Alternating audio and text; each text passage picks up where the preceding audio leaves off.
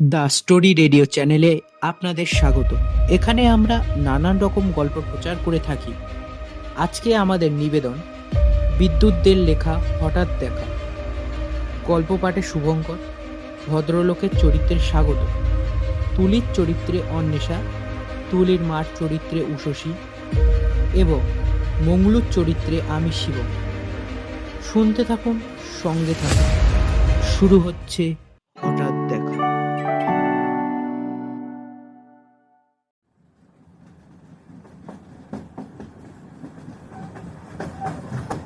রাতের ট্রেনে চলেছি ভ্রমণে, একলাই। আমার পছন্দসই ওই সাইড লোয়ার বার্থে আরাম করে শুয়ে পড়েছি। খোলা জানালায় হু হু করে হাওয়া, কাস্তের মতো মাখন রাঙা চাঁদটা পাল্লা দিয়ে ছুটছে সমান গতিতে। কখনো কখনো গাছপালার আড়ালে, আবার কখনো মাথার ওপর দিয়ে হাপিস হয়ে যাচ্ছে। অন্ধকার মাঠের মধ্যে অপ্রাকৃতিক সব ছায়া দেখছিলাম বিভোর হয়ে। স্লিপার ক্লাসের অন্যরা সবাই তখন ঘুমে অচৈতন্য। হঠাৎ আপার বার্থ থেকে একজন বয়স্ক মানুষ নেমে এলেন, হাতে পুরনো আমলের স্টিলের এভারেডি টর্চ। চলে যাচ্ছেন বাথরুমের দিকে। কিন্তু আশ্চর্য ব্যাপার, ইনি কখন এলেন, কখনই বা আপারে উঠলেন খেয়ালই করিনি। হবে হয়তো নিজের ভাবনায় বিভোর হয়েছিলাম, তাই আর বুঝতে পারিনি। চমকে উঠলাম হঠাৎ এক শিশুর চিৎকারে, ভয় পেয়ে কেঁদে ওঠার মতো। ওর মা চাপড়াতে চাপড়াতে বলে, কিছু না মানা, কিছু না, স্বপ্ন দেখছিলি? এই তো আমি আছি সোনা, ঘুমো ঘুমো। বাচ্চাটা চুপ করে গেল। একটু বাদে আবার কোকিয়ে ওঠে। দেখি টর্চের আলোর বৃত্তটা মেঝে বরাবর এদিকেই এগিয়ে আসছে।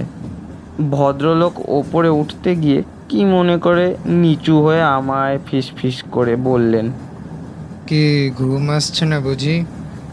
অন্ধকারের শোভা দেখছেন তো? ভালো ভালো, আমারও ঘুম আসছে না ভাই, একটু বসি। পা সরিয়ে ওকে বসার জায়গা দিয়ে বলি, বসুন। পা তুলে আরাম করে বসুন। ভদ্রলোক বাবু হয়ে পেছনে হেলান দিয়ে আরাম করে বসলেন মুখোমুখি। ঠিক তখনই একটা টানেলে ট্রেনটা ঢুকে পড়ল গুম গুম শব্দে। তো কোথায় যাওয়া হচ্ছে? অরণ্য ভ্রমণে? একলাই? বাহ বাহ, ভালো ভালো, খুব ভালো। খুব ঘুরে বেড়ান বুঝি? এই একা ঘোরার মতো আনন্দ আর কিছুতে হয় না, আমি বললাম। আপনিও কি একলা বনভ্রমণে? বনে জঙ্গলেই তো সারাটা লাইফ কেটে গেল। ফরেস্ট ডিপার্টমেন্ট থেকে অবসর নিয়েছি, বছর 7-8 হবে। উৎসাহে আমার চোখ চকচক করে ওঠে। আমার আক্ষেপ, ওই নানা পেশার নানা বন্ধু বান্ধবদের মধ্যে একজনও বন দপ্তরের বন্ধু জোটেনি আমার কপালে। তেমন কেউ থাকলে অজানা অচেনা বনে বাদারে বেশ ঘুরে বেড়ানো যেত, বিশেষত যেসব অরণ্যে সাধারণের পৌঁছানো মুশকিল। তারপর নড়ে চড়ে কোলে বালিশ নিয়ে সহৎসাহে বলি, চাকরি জীবনের তেমন কিছু রোমহর্ষক অভিজ্ঞতা থাকলে বলুন না। বললে বিশ্বাস করবে কিনা জানি না, তবু বলি। আরে হ্যাঁ হ্যাঁ, মন খুলে নিশ্চিন্তে বলুন একবারে। ভদ্রলোক উদাস নজরে জানলার বাইরে তাকিয়ে থাকেন। হঠাৎ একটা নির্ঝুম শুনশান স্টেশন পার হয়ে যাচ্ছে। কয়েকটা টিমটিমে বাতির আলো যেন ওর মুখের ওপর দিয়ে পিছলে যায়। তখন দেখতে পাই তার টিকালো নাক, কর্মঠ মুখমণ্ডলে সাদা খোঁজা খোঁজা দাড়ি, পুরু ঠোঁট, শক্ত চোয়াল এবং চোখ দুটো যেন উঁচু হয়ে ঠিকরে বাইরে বেরিয়ে আসছে। অসম্ভব চকচকে দৃষ্টি। গম্ভীর স্বরে বলতে থাকেন, ডিপার্টমেন্টে ডাকাবুকো বলে আমার সুনাম ছিল। চোর ডাকাত জানোয়ার অফিসার কাউকেই আমি রেয়াত করতাম না। ফিল্ড ওয়ার্ক আমায় বেশি টানতো। কর্মসূত্রে অনেক অরণ্যে ঘুরেছি, বহু বনবাংলোতেও রাত কাটিয়েছি, কিন্তু একটা বাংলোর অভিজ্ঞতা আমার সাহসে ফাটল ধরিয়ে দিয়েছিল। নামটা আমি বলবো না। আজ সেখানে পাকা রাস্তা হয়েছে, ট্যুরিস্টদের বিলাসবহুল নতুন বাংলো হয়েছে। জানি না আর সেই ব্রিটিশ আমলের কাঠের পোড়ো বাংলোটি আজও টিকে আছে কিনা। তখন আমার বয়স প্রায় 32-33 হবে। সার্ভের কাজে প্রায় 20 কিমি হেঁটে সেই বাংলোতে পৌঁছতে প্রায় সন্ধে হয়ে গেল। বেয়ারা আর আদিবাসী চৌকিদার দুজনে মিলে কাঠের আছে ঝপঝপ খাবার বানিয়ে ফেলল। আমার সঙ্গী বিশু উসখুস করে। ওর চঞ্চলতা দেখে বুঝতে অসুবিধা হয় না হারিয়ার নেশা চাগার দিয়েছে। চৌকিদার মংলুকে বলি ওর জন্যে কিছু একটা ব্যবস্থা করতে। মংলুদের গ্রাম প্রায় 5 কিমি দূরে, সেখানেই পাওয়া যাবে, কিন্তু এই রাতে গিয়ে আবার ফেরা অসম্ভব। তাই ওদের দুজনকেই চলে যেতে বলি আমি গ্রামে। আমি একাই বেশ এনজয় করব রাতটা। মংলু অদ্ভুত নজরে আমায় দেখে বারবার, যেন কিছু বলতে চাইছে কিন্তু বলতে পারছে না। দুহাত কচলে কাচুমাচু হয়ে যা বলে, তাতে বুঝি ও আমায় বাইরে বেরোতে বারণ করছে। আর রাতে যেন কোনো কারণে আর দরজা না খুলি। ফায়ার প্লেসে আগুন জ্বালিয়ে আরও কাঠকুটো রেখে যায়। পাতকুয়ো থেকে পর্যাপ্ত জল তুলে রাখে চান ঘরে। জলের জগও ভর্তি করে দেয় কাচের গেলাস সহ, যাতে রাত্রে আর কোনো কারণেই আমায় বাইরে না বেরোতে হয়। যাওয়ার আগেও বলে একবার, বাবু, দৌড়টা এঁটে নিন। গ্রামের মানুষদের ভূতে প্রেতে বিশ্বাস, কুসংস্কার এসব আকছার দেখেছি। ওকে ধমক দিয়ে বাড়ি পাঠিয়ে দিলাম। যেতে গিয়েও মংলু বলে যায়, আমার কথা রাখেন, তোড়না দিয়ে শোবেন নিকো। বলে হ্যারিকেনটা সেন্টার টেবিলে রেখে ওরা চলে গেল। আমি আপিসের কাজ নিয়ে বসে পড়ি। এক মনে কাজ করতে করতে ঘন্টা দেড়েক পার হয়ে যায়। যত রাত বাড়ে অরণ্য ততই জীবন্ত হয়ে উঠতে থাকে। নানান শব্দ ভেসে আসতে থাকে। এসব আমি খুব উপভোগ করি। নতুন নতুন শব্দের কারণ বোঝার চেষ্টা করি। বনের সাথে এ আমার এক খেলা, নেশার মতো। কানে এলো দূরে একটা ঝর্ণার আওয়াজ, যেন পাথরের ওপর থেকে গড়িয়ে পড়ছে। ব্যাটা মংলু তো বলেনি এটার কথা, হয়তো হুড়োহুড়িতে ভুলে গেছে। অবশ্য আমিও শুধোইনি। গায়ে চাদরটা জড়িয়ে গাদা বন্দুকটা কাঁধে ঝুলিয়ে বারান্দায় দাঁড়ালাম। জ্যোৎস্নায় থই থই করছে বানভাসির মতো। কদিন আগেই পূর্ণিমা পার হয়েছে। কাজের চাপে আর চাঁদের হিসেব রাখা হয়ে ওঠেনি। কান খাড়া করে ঝর্ণার দিকটা বোঝার চেষ্টা করি। ডাইনে বাঁয়ে কাছে দূরে ছোট বড় টিলা। একবার মনে হচ্ছে ডান দিকের টিলার ওপারে, পরক্ষণেই সামনের খাদের নিচে। ঠিক ঠাউর করা যাচ্ছে না। যেখানেই হোক এই দুধ সাদা আলোতে খুঁজতে খুব একটা অসুবিধা হবে না। আর এমন আলোতে ঝরঝর ঝর্ণার রূপ নিশি ডাকে রোমাঞ্চ রক্তের স্রোতে। কয়েক কদম এগিয়েছি কি এগোয়নি, হঠাৎ এলোমেলো বাতাস বয়ে গেল গ্রীষ্মের দুপুরে ছোট্ট ঘূর্ণির মতো। ঝর্ণা চুপ করে গেছে। সমস্ত নৈসর্গিক শব্দ থমকে গেল কোনো এক মন্ত্র বলে। শরীরে শিরশিরানি অনুভব করি।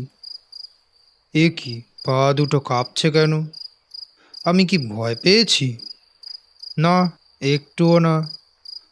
অনেক সময় হিংস্র সাপত কাছাকাছি এলে এমনটা হয়, কিন্তু তখন একটা উৎকট গন্ধ পাওয়া যায়।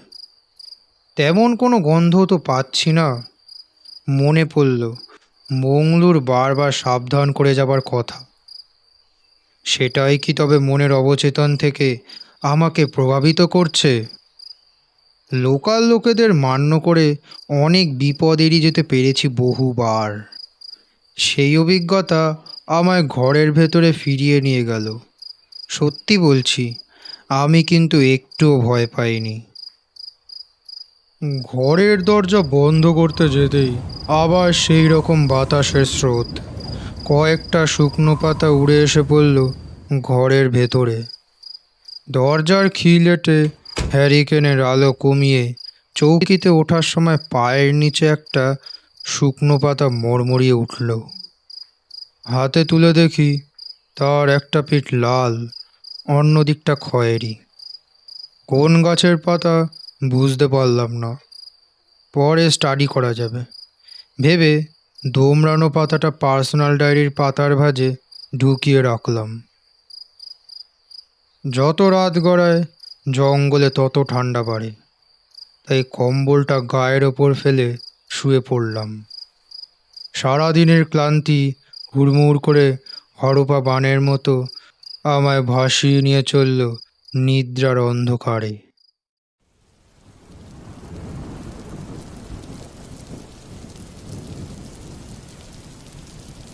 রাত তখন কত গভীর হবে ঠিক জানি না।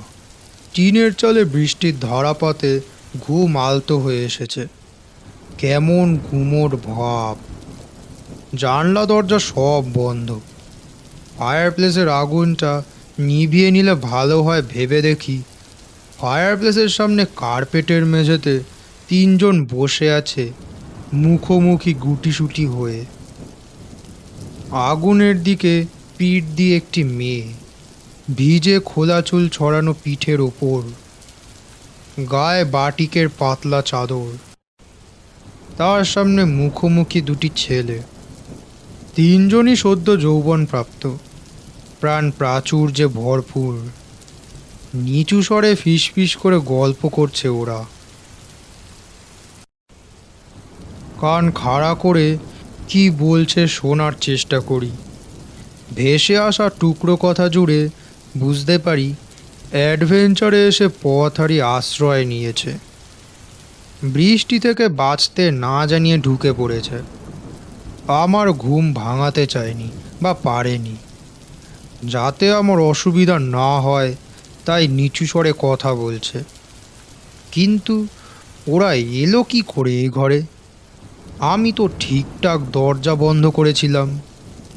তবে কি জানলা টপকে? না, সাবধানী মংলু প্রত্যেকটা জানলা বন্ধ করেছে। হবে হয়তো কোনো একটা আলগা ছিল, কিন্তু যাওয়ার আগে শেষবারের মতো মংলু সব জানলা টেনে টেনে দেখছিল। তবে হয়তো চানঘরের বাইরের দিকে দরজাটা মংলু খেয়াল করেনি। থাক না, ওরা ওদের মতো। আমার তো কোনো ক্ষতি করছে না ওরা। এই তো বয়স আনন্দ করার। কোনো অসংযম বা অসভ্যতার আভাস নেই ওদের আচরণে। বেশ ভালো লাগে। আমিও যেন ওদের বয়সী হয়ে মনে মনে সামিল হয়ে পড়ি এই নৈশ উপভোগে। কিন্তু একটি ছেলে বলে, তুই তো ঠান্ডায় কাঁপছিস তুলি, কম্বলটা এনে দিই। এই তুলি নামটা তীরের মতো ধেয়ে এলো আমার দিকে। তুলি বলে,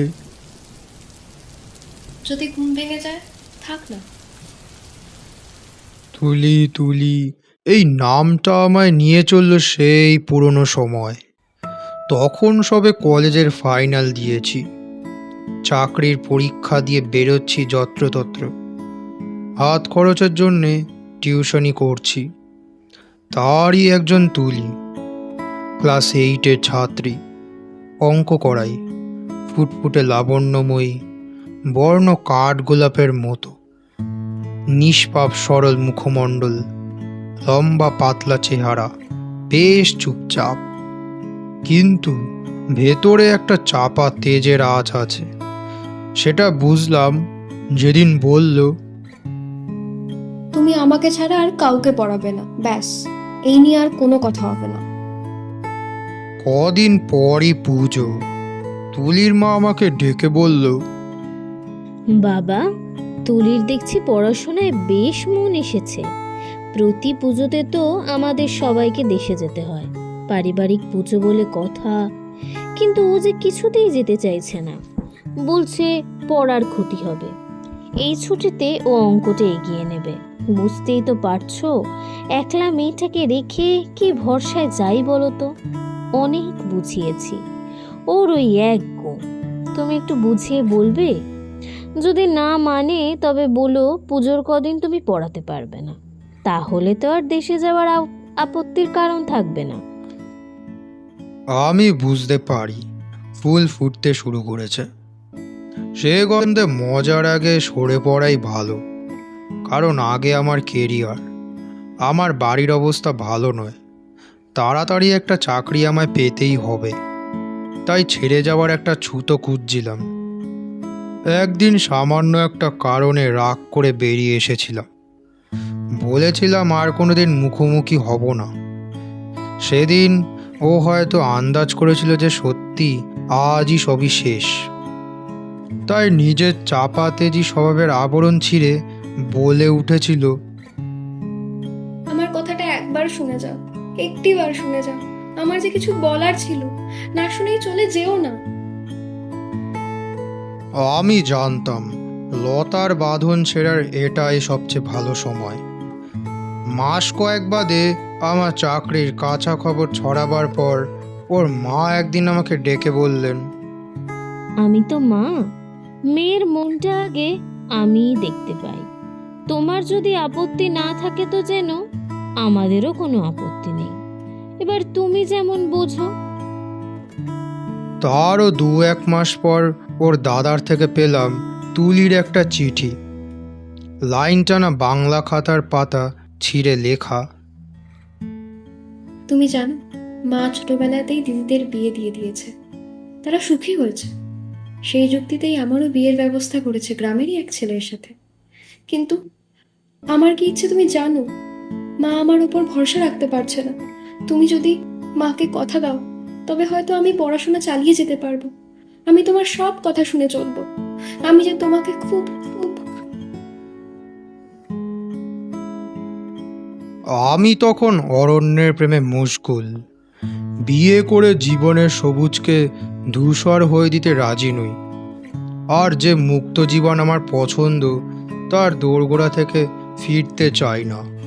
অ্যাপয়েন্টমেন্ট লেটার হাতে এসে গেছে। 3:15 পর ট্রেনিং শুরু হবে অরণ্যের পাঠশালায়। তুলির অনুরোধ শুকনো পাতার মতো মারিয়ে চুরমার করে চলে গেলাম সবুজ অরণ্যে। বছর 1.5 পর বন্ধুদের চিঠিতে খবর এলো তুলি নাকি বিয়ে করেছে আমাদেরই এক বন্ধুকে। বাবা মার অমতে প্রেম করে, ঠিকাদারি করে প্রচুর পয়সার মালিক সুবীর। যাক, ভালোই হয়েছে। ভেবেছি আপদ বিদয় হলো তাহলে। তারই বছরখানেক পর ঘূর্ণির মতো খবর পেলাম দেনার দায় সর্বশান্ত সুবীর মান সম্মান বাঁচাতে আত্মহত্যা করেছে।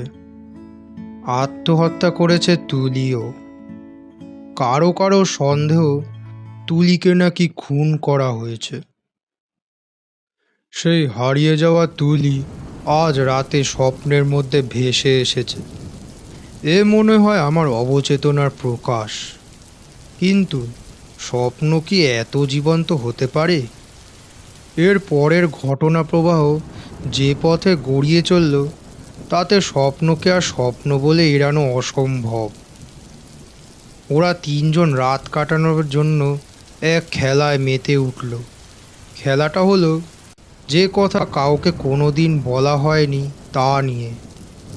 যখন তুলির টার্ন এলো, আমি তখন উৎকর্ণ হয়ে শুনছি ওর প্রতিটি শব্দ, যা সেই দুরাগত ঝর্ণার প্রতিটি ফোঁটার মতো আমার ইন্দ্রিয়ে কেটে কেটে বসে যাচ্ছে। তুলি প্রায় নিস্পৃহ অথচ তেজদীপ্ত দৃঢ়তায় প্রথম প্রেমের কথা বলে যাচ্ছে আবেগহীন স্পষ্টতায়। অশ্রুহীন বেদনার মতো গভীরতম ওর অনুভব, যার প্রতিটি বাক্য আমার ভুলে যাওয়া ঘটনার বিবরণ। ছেলে দুটি চোখ মুছছে বারবার। তুলি বলে, আমি আজও ওকে খুঁজে বেড়াই। যদি একবার চোখের দেখা দেখতে পাই, তাতেই আমার শান্তি, আমার মুক্তি। লম্বা চুলের গোছা মুখের থেকে সরিয়ে মাথাটা সামান্য হেলাতেই ছেলেটির মাথার আড়াল থেকে ওর মুখটা এই প্রথম আমার দৃষ্টির সোজাসুজি। তুলি সোজাসুজি তাকিয়ে আছে আমার দিকে চোখে চোখ রেখে। না, কোনো দুঃখ নয়, কষ্ট নয়, শুধু আগুন জ্বলছে ওর চোখে। ফায়ার প্লেসের জ্বলন্ত কাঠ কয়লার মতো গনগনে আগুন। তা আমাকে ভয় দেখাচ্ছে না, দহনও করছে না, আকর্ষণও নয়। সেই আগুন থেকে জ্যোৎস্নার মতো স্নিগ্ধ সুন্দর। মংলু আর বিশুর জলসিঞ্চনে আমার চেতনা এসেছিল পরদিন। মংলু গজগজ করছিল। এত করে বলে গেলাম দরজা বন্ধ করে শোবেন, বন্ধ করে শোবেন, তাও সেই দরজা হাট করে খুলে রাখলেন। আপনারা শহরের মানুষ, তাই গেও লোকের কথা শুনবেন কেন?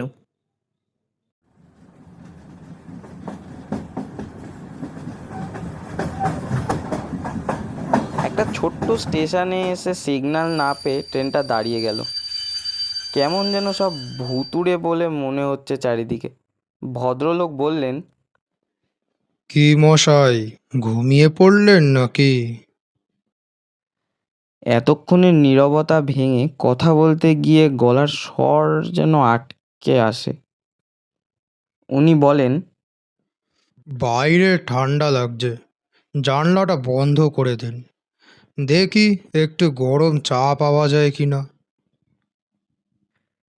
ভদ্রলোকের আন্তরিকতার জেরে আমার না বলার ক্ষমতা ছিল না। আমি বসে বসে তন্ময় হয়ে ভাবছি, এমন সময় হঠাৎ কাচের জানলায় টোকা পড়ল। জানলা খুলে দেখি একটা আপাতমস্তক মুড়ি দেওয়া চাওয়ালা ধুমায়িত একটা চায়ের খুঁড়ি জানলার ধাপিতে বসিয়ে দিয়ে হাঁকতে হাঁকতে চলে গেল। হঠাৎ ট্রেনের হুইসেল বেজে উঠল এবং চাকা গড়ানোর শব্দ শোনা গেল। দৌড়ে গিয়ে দরজায় দাঁড়ালাম, কিন্তু ওই লো লেভেলের প্ল্যাটফর্মে কেউ নেই, আর সেই চাওয়ালাও হাওয়া হয়ে গেছে। ট্রেনটা প্ল্যাটফর্ম ছেড়ে বেরিয়ে গেল। আমি বাথরুমের দরজায় টোকা দিলাম, কিন্তু না, ভেতরেও কেউ নেই।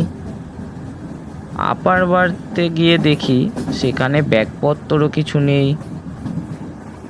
ট্রেনটা তখন একটা লোহার সেতুর ওপর দিয়ে পার হয়ে যাচ্ছে ঝমঝম শব্দে। নিচে শুকনো নদী খাত। জানলা দিয়ে বাইরে দেখি মরা নদী খাতের উপর দিয়ে একটি টর্চের আলোকবৃত্ত এগিয়ে যাচ্ছে বালি পাথর ডিঙিয়ে, কিন্তু মানুষটিকে আমি দেখতে পাচ্ছি না। আমি জানালা বন্ধ করে শোয়ার আয়োজন করতে শুরু করলাম। হঠাৎ কি যেন একটা খচমচ করে উঠলো আমার বালিশের পাশে। আমি হাত বাড়িয়ে দেখি একটা শুকনো পাতা, যার একটা পিঠ লাল আর অন্য দিকটা খয়েরি।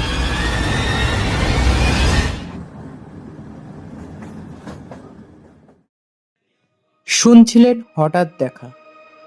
গল্পটি কেমন লাগলো অবশ্যই জানাবেন কমেন্টের মাধ্যমে, এবং ভালো লাগলে অবশ্যই লাইক শেয়ার সাবস্ক্রাইব করে যাবেন। কোনো গল্প যদি আপনারা পাঠাতে ইচ্ছুক হন তাহলে ডেসক্রিপশনে দেওয়া মেল আইডিতে পাঠাতে পারেন। সুস্থ থাকবেন, ভালো থাকবেন। দেখা হচ্ছে পরবর্তী গল্পে।